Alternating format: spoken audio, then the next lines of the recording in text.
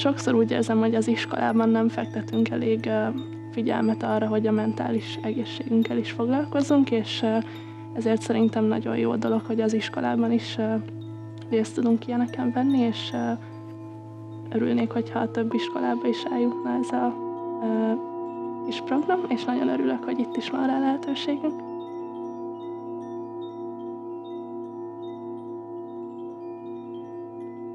Én nagyon élveztem, mert megnyugtató volt, és elfelejtettem mindent, hogy például még mi vár rám a nap során, ezeket mind elfelejtettem, és csak erre a hangra koncentráltam.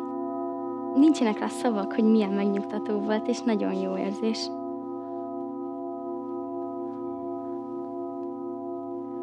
Nekem szükségem van arra, hogy néha egy kicsit így kikapcsoljam az agyam, és ne gondolkozzak, és ez engem arra emlékeztetett, mint például, hogyha a természetbe leülünk, és csak a természetnek a hangját hallgatjuk.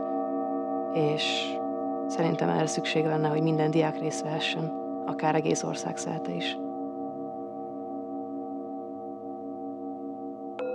Mikor elindult az előadás, nagyon ellazította a testemet, végigment ez a megnyugvás rajtam, hogy lélegeztem, és nagyon régen pihentem ilyen jót.